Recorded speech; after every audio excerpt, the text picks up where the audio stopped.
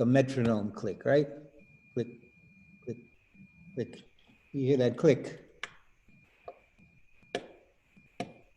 It's featureless. The second hand of a clock has no feature to it. It's just measuring time. Like that phone number down on the bottom.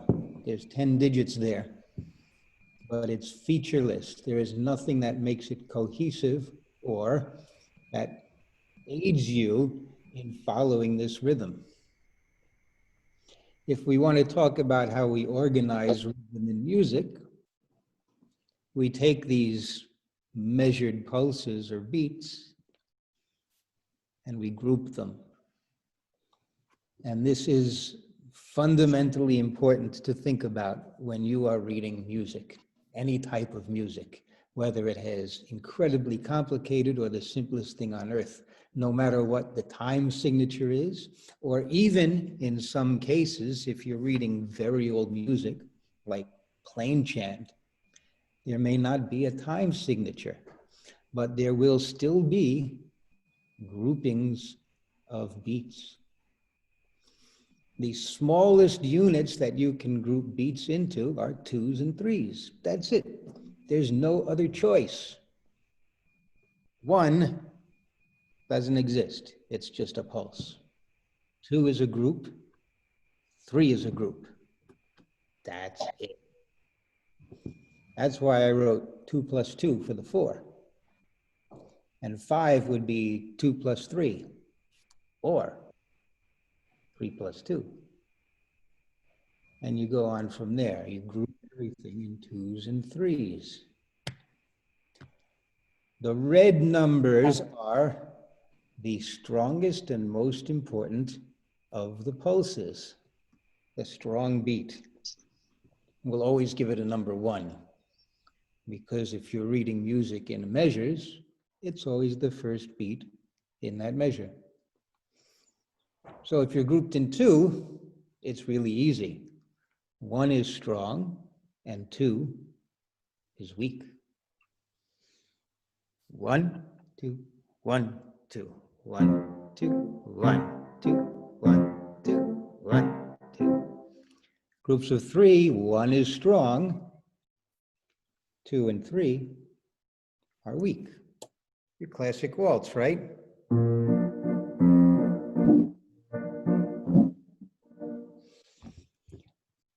If you've been with me at rehearsal for any amount of time, you've probably seen me describe 2s as up and down, and 3s as a circle. 1, 2, 1, 2, 1, 2, 1, 2, 1, 2, 3, 1, 2, 3, 1, 2, 3, 1, 2, 3. Lines and circles. Look at the one that has 4 beats in it. 1 is strong, 2 is weak, 3 is a little strong, 4 is weak. So we're dividing that measure into 2. So why would a composer choose to write a piece of music in 2/4 instead of 4/4? Think about that for a second. If we only group things into 2s and 3s, then everything we write should be in 2s or 3s. Look at the phone number again. We say 914-834-1800 or 180. 914-834-1800. I don't think anybody on earth would read that phone number as 914-834-800. Sounds strange, right? Yeah. It's natural when you group rhythm to sit on, place an emphasis on that first beat, and the rest of them follow. This is elementary stuff, right? Take a look at this. A very long time ago, before time signatures existed, people still knew that you grouped things into twos or threes. And because the folks that came up with our system of musical notation were basically doing it in order to write down melodies for the church, that's where we get music from. It was decided that the group of three would be considered a perfect tempo's time, a perfect grouping. So it got a circle because it has no beginning and no end. It's perfect. It's the Trinity, Father, Son, and Holy Ghost. The Christian church is where this stuff was first invented to be written down. Look at the one on bottom. If a group of three is perfect, a group of two is imperfect. Doesn't mean it's defective. It just means it's not perfect. And in order to show that it is not perfect, they took that circle and just cut it in half. So the circle indicated groups of three, and the half circle indicated groups of two. You with me so far? Anything unusual here? Oh, it's good. Good. There we are. So there's our group of three up top. Since it's a three, we call it a triple meter because it's a group of three. The top number of a time signature indicates that it's a group of three. That's what the top number of a time signature means. It tells you how many beats are grouped in one measure. On the bottom there, you see it's a duple meter. It tells you that because the top number is a 2. It tells you that this measure is grouped into 2 beats per measure. It's the bottom number that can have only a certain number of options, because theoretically that top number can be anything you want. At a certain point, it gets a little ridiculous. You're not going to see a top number with, say, 62. It would be an insanely long measure and you'd lose your place. But that bottom number, there are only limited possibilities for.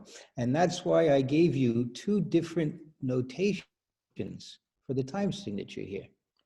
The one on the bottom is a little more graphic. It tells you exactly which note receives 1 beat. Looks like a quarter note, right? Mm-hmm. The top one, the number 4, is what indicates the quarter note, 4. If you want to think of a fraction, that's a good way to do it. But here's my point. It's a very important point too. I want you to think about this. A quarter note, when you're a kid, the first thing you learn, they teach you rhythm, right? They draw a little quarter note on the page and they say, that's 1 beat. And it's not always true. A quarter note is not always 1 beat. It depends on your time signature. If the number on the bottom is a 4, you're safe. That quarter note is 1 beat. So think for a moment now. Let's see if you can figure it out. What would the number on the bottom be if the beat is a half note? 2. 2. Someone said it, a 2. 2. If the beat is a whole note, this exists, folks. There are time signatures like this. If the beat is a whole note, what is the number on the bottom? 1. Mm-hmm. 1. Really? Really? Yes. Wow. It exists. You don't see it too often, but it exists. If the beat on the bottom is an 8th note, what number is there? 8. 8, you got it. 16th note, 16, that's it. And that's kind of your choices. That's really it. You're not going to see a 1 very often. You're not going to see a 16 very often. You will, but not very often. That leaves us with 3. 2 for the half note, 4 for the quarter note, 8 for the eighth note. There we go. Notice, please, it says simple time signatures. Because all of these, you will notice, are subdivisions of 2 and 3. 2/4 can be chopped up into 4 eighth notes in that measure. 2/2 can be divided into 4 quarter notes in that measure. 2/8, and you'll find 4 eighth notes in that measure. Do you want to play some of those for us so we can hear it? Well, there's really nothing to play. It's more of thinking of the stresses. Here's the thing, and this would be a good description for you, because I will knock on the piano. You can hear it if I do this. Okay, I'm going to play for you. I'm going to knock for you 2/4 time. 2/4 time.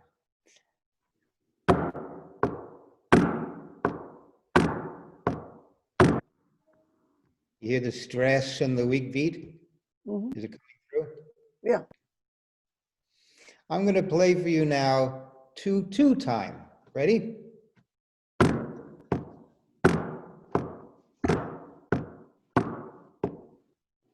And now I'm going to give you 2/8 time. You ready?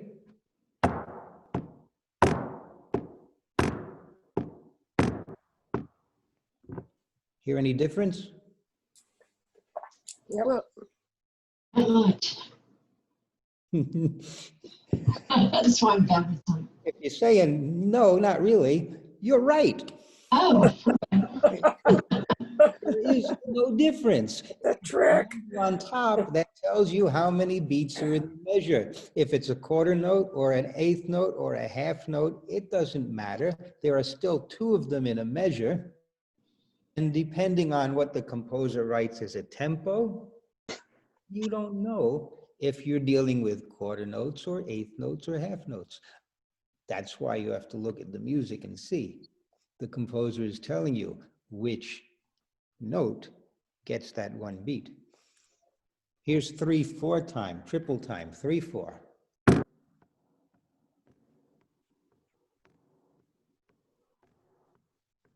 3/2.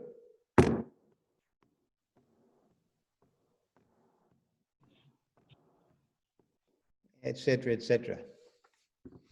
You cannot tell by listening what the foundational note is. You can tell what the meter is, but you cannot tell which note gets the beat, unless you're looking at the music or somebody tells you. That's kind of interesting.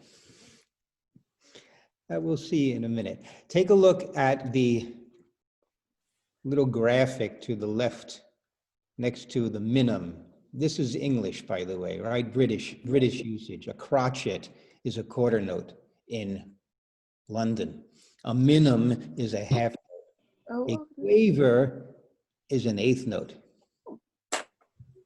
They have funny names for the notes. It gets kind of ridiculous. A 16th note is a semiquaver. And a 34th note, 32nd note is a demi-semiquaver. And a 64th note is a demi-semiquaver. I'm not making this up. It's easier to say 64th note at that point. All right, next to the minim there, you see the time signature that has the little C with the line through it. That's 2/2. We say cut time, right? Yeah. 2/2. When we learn that, you know, when they teach you, they say there's 4 quarter notes in that measure, but we call it cut time because we only count the 1 and the 3. The same way as saying 2/2. Up next to the 4 quarter time, you see on the right, It's a C without a line through it. Can you see where that comes from, by the way? Crotchet, no? Hold on. There. Oh, okay. Imperfect time. Huh. Our modern symbol comes exactly from the ancient symbol for imperfect time.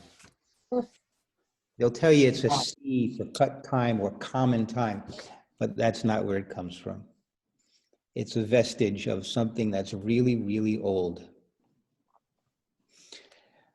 There's another chart I have. I don't think I put it in here today because I'm going to save it for our next section on rhythm, because we will get more complicated. I just want to make sure we understand where we're going from here by groupings of notes together, how things are grouped.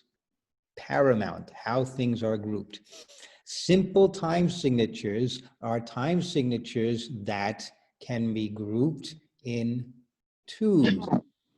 Hold on. Before you stare at that triple time with the three group on it and say, what are you talking about? I see a triple time there that's obviously a group of three. Yes, there are 3 beats in that measure, but there are 3 quarter notes, and each of those quarter notes can be divided into 2. So we're already getting a little more complicated here because there are divisions to the divisions. Simple time signatures mean that the subsidiary groups, the smaller groups, are 2s. There's also something called compound time signatures, and you don't see them here. 6/8 is a compound time signature, not a simple time signature. And I'm not going to tell you why now. We'll look at that next time. If you think about it, you might be able to figure it out, but I'm not going to tell you yet. Okay, I have a whole bunch of time signatures here. I'm going to ask you questions about them, okay? The top number on each of them, 5, 2, 7, 2, 3, 4, that top number, what does that number mean? Number of beats in the measure, no? The number of beats in the measure. Simple as that. So in a measure worth of 5/4, we know there are 5 beats. In 2/2, there are 2 beats. In 7/8, there are 7 beats. But hold that thought. Mhm. The bottom number, 4, 2, 8, those are the ones I told you were most common, right? 2 is the half note, 4 is the quarter note, 8 is the eighth note. So that second measure, that second time signature there, 2, 2. Tell me what that means. 2, 2. What is it? Half notes. 2 half notes per measure, correct. Each half note can be divided into how many quarter notes? Whatever numbers. Well, there's 2 half notes, so each half note can be divided into how many quarters? This is just dividing that half note. Each can be divided into 2. 2 quarters, that's all. There's only 2 quarters and a half note. And each eighth note can be divided into 2 16th notes. It's our groupings of 2. Go to the 2/4 time signature. Mhm. What does that mean, 2/4? 2 2 beats, 2 beats, quarter note gets the beat. quarter note gets the beat. And each of those quarter notes can be divided into 2 eighth notes. 3/2, what does it mean? 3 3 3 beats, beats. 3 beats, half note It's gets the measure. half note gets the, It's a beat. you got it. Now I threw 2 tricks in here for you, 2 tricks. The 5 and the 7. That's kind of not fair. because we've already talked about how you can parse things into groups of 2s and 3s. So 2, 2, 4, 4, 2 groups of 2, 3, 2, 1 group of 3. When you have a time signature like 5 or 7, then your groups are not going to be even. 5 is not the smallest unit. In a 5/4 measure, you can have either a group of 2 plus a group of 3, or the other way, a group of 3 plus a group of 2. Sometimes the composer will tell you, sometimes you have to figure it out according to maybe what the text says. Think for a minute about the number 7. How can we group a 7? Think about that for a second. We're talking about 2s and 3s. How would you group a 7/8 measure? 2 plus 2 plus 3. That's a good answer. 2 plus 2 plus 3. Any other possibilities? 4 plus 3. Well, you can't say 4 because that's 2 groups of 2, right? Right. So that would be 2 plus 2 plus 3. How about 3 plus 2 plus 1. 3 plus 2 plus 3, wait a minute. 3 3 plus 2 plus 2. plus 2? So you get your 4 at the end. There's Right. only one thing left, right? 2, 3, 2. That's how you group. So a measure of 7/8 would not sound like this. 1, 2, 3, 4, 5, 6, 7. 1, 2, 3, 4, 5, 6, 7. It would probably sound like this. 1, 2, 3, 4, 5, 6, 7. 1, 2, 3, 4, 5, 6, 7. 1, 2, 3, 4, 5, 6, 7. 1, 2, 4, 5, 6, 7. 1, 2, 3, 4, 5, 6, 7. 1, 2, 3, 4, 5, 6, 7. Does that make sense?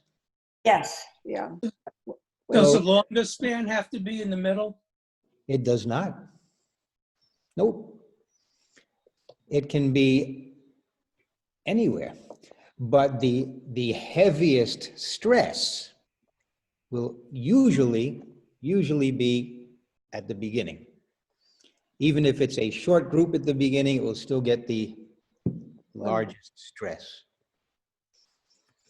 So when you see a measure of music that has a strange time signature like 7/8, you can take away all of its strangeness by grouping the smaller units, and then you can read it. So a measure of 7/8 is really akin to a triple meter because there are 3 groups in there.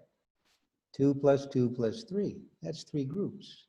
A measure of 5/4 could be thought of as akin to a 2/4 measure because there are 2 groups, 2 plus 3. Does that make sense? Yeah.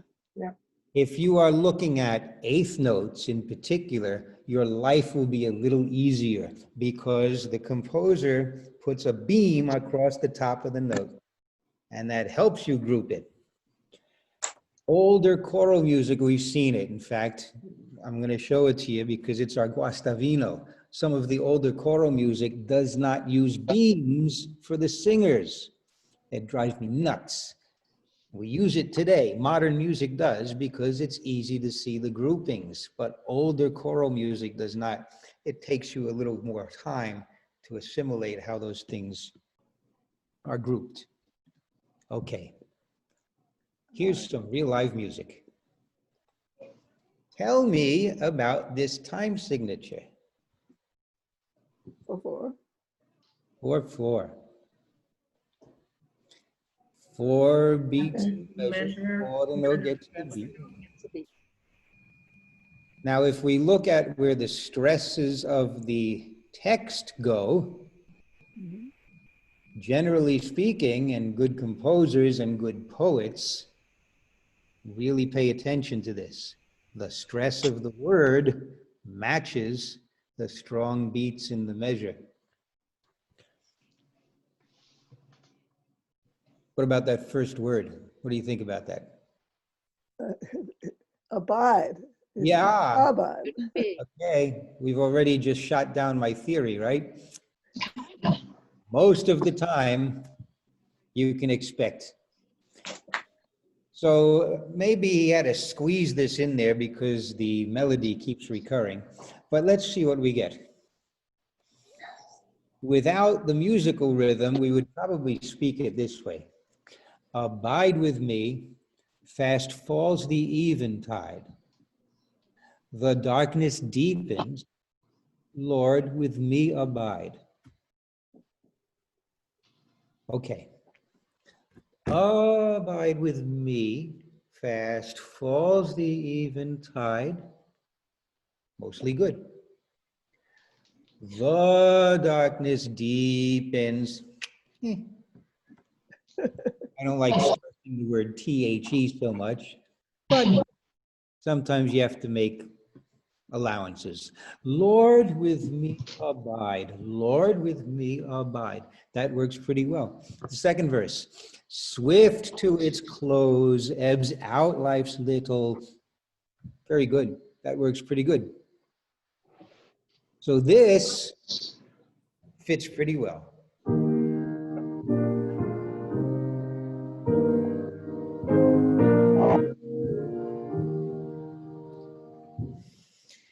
Notice, you probably wouldn't play it this way.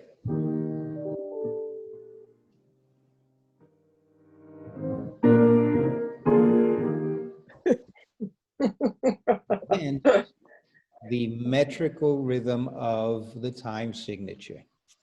Makes sense, right? Look at this one.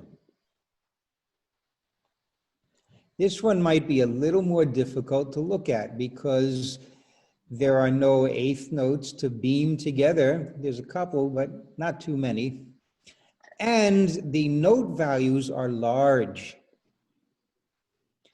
If you believe that a quarter note gets one beat, then it should say 6/4.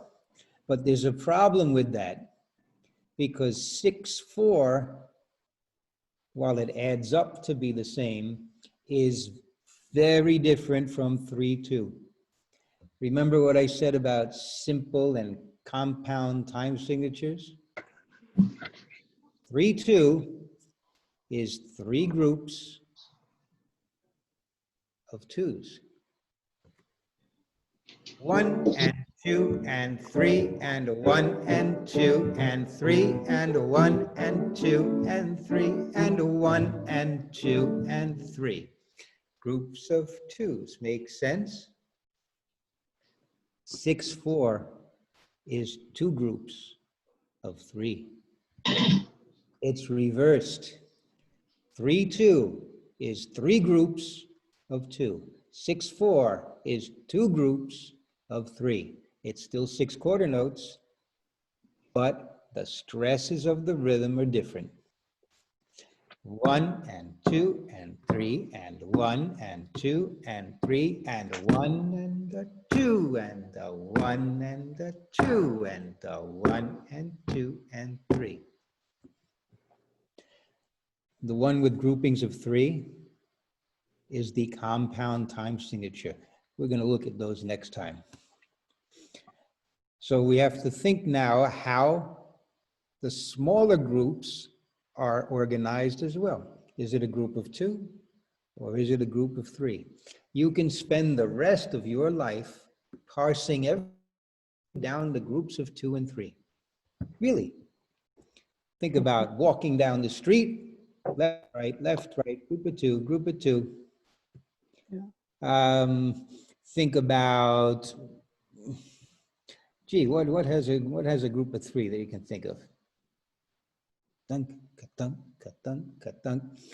The train. When I listen to the train on Metro North, because of how the wheels hit that little section of the rail, you know, it seems to go ka-thunk, ka-thunk, ka-thunk, ka-thunk, ka-thunk, ka-thunk. That to me is a group of 3 in real life rhythm.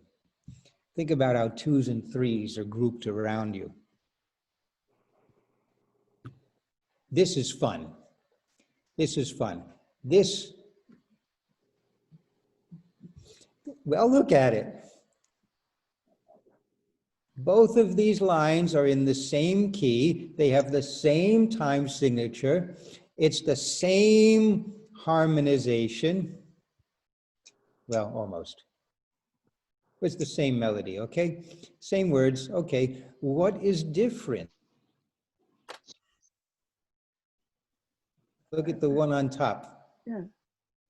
The bar line. The bar lines, yeah, the bar lines. These bar lines fundamentally change the character of this carol.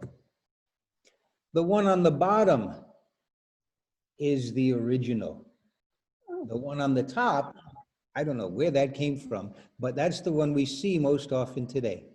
And it is the difference between, hark, the herald angels sing, glory to the newborn king, or hark, the herald angels sing, glory to the newborn king. Wow. That is a shocking difference. And the only thing that makes it different is where the strong beat is placed. See how important those groups of 2 and 3 are? Wow. Because in the top version, it's 2 groups of 2, Mhm. but the first group is worth more, accent-wise, than the second group. Here's the top version.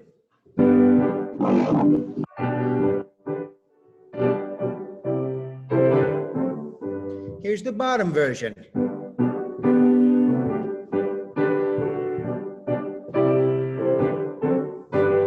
Wow. You know, the first time I saw the bottom version, that is exactly what I said. I said, wow. And I don't know why they changed it, because I think the bottom version is so much more graceful. In fact, you know what that is? Anybody know their Baroque dances? That is a gavotte. You ever hear of a gavotte? Yeah, yeah, sure. That's a gavotte. A gavotte begins on the up. That's 3.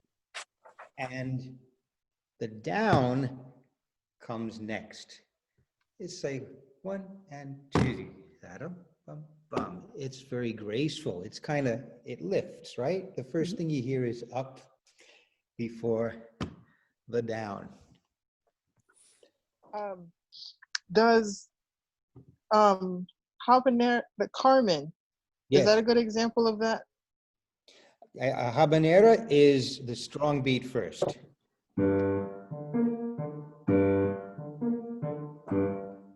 If it were like a gavotte, it would sound more like this.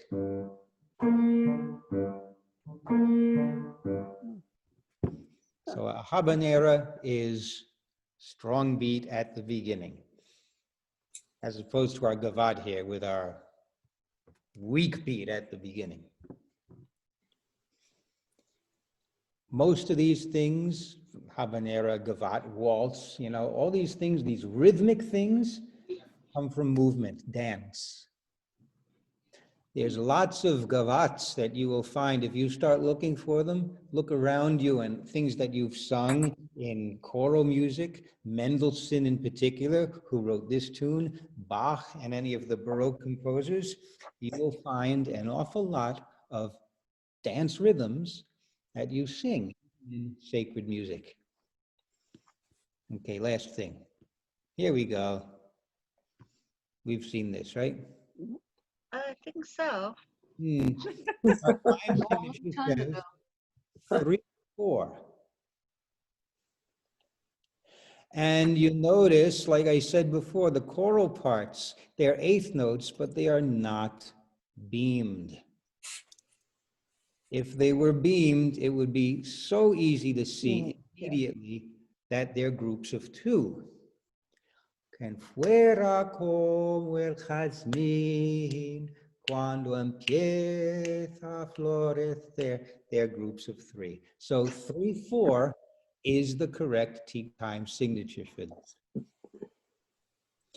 If this piece were in 6/8, then it would not be 3 groups of 2, right? It would be 2 groups of 3. We'll look at that next time. Look at how the composer is helping the pianist more than the singers. Oh, yeah. Right, Mm. the 16ths Oh, are yeah. grouped. The 16th notes, immediately clear that the grouping is 3 beats per measure. It's immediately clear because of the beams on this. In the very first measure, the composer is helping you out in another way as well. Take a look at that second beat. The first beat is beamed, the third beat is beamed, the second beat is not. Mhm. Why would a composer do that, do you think?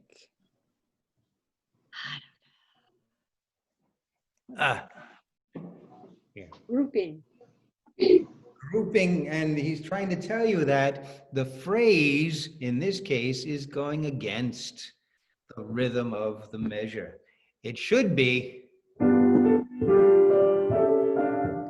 1 and 2 and 3 and, but instead he wants 1 and 2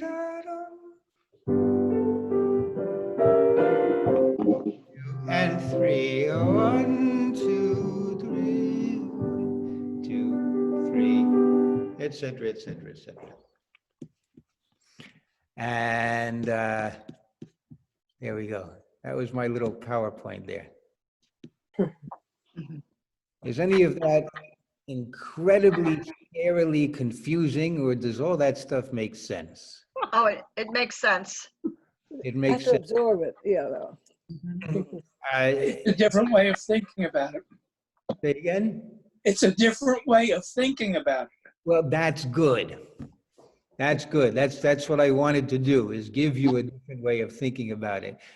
Because, you know, it's scary sometimes when you see something written in 7 or 9, and you think, by the time I count to the number 5, I've lost my place. Me too, You yeah. never be counting to 5, because you're going to be counting like 1 and 2, and you've just made that 5 into 2 beats.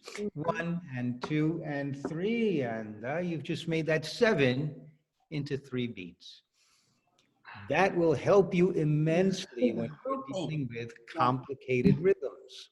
If you spend a moment thinking about how they're grouped, then you can reduce this larger number down to a smaller number, and your eye will follow the groups. It will help with your reading as well, if you can recognize immediately how the music is grouped. So next time, I'm going to hit you with the compound time signatures, and we'll compare and contrast groups of 2s as opposed to groups of 3s. And what happens when composers kind of mess around with them. The Spanish music loves messing around with those 2s and 3s. You see it all over the Guastavino and the Ramirez as well. It looks like it's in 3/4, but it sounds like it's in 6/8. What's going on? Great. Thank you so much, Douglas. I have to go. I have to go. Okay, well, it's Thank time. you. It's See you next time. We went over 3 minutes, so that's good. No, I just have to go pick up my son. It was fun to be with you, and thank you for the lesson. My pleasure. See you Good soon. to see you all. Happy Bastille Day, dear. Thank you. Yeah, happy Bastille Day. Vive la France. Happy Bastille Day. That's a group of 3.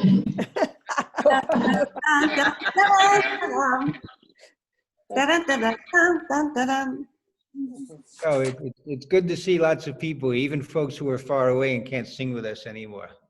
Good to Yeah, that was wonderful. Thank you. Thank you. Thank you. So much. Excellent. Thanks. It's good to see all of you. Ciao for now. Ciao for now. See you next time. Bye. Next time. Next time around. Ciao. Hey, Vaughn, how are you? Okay.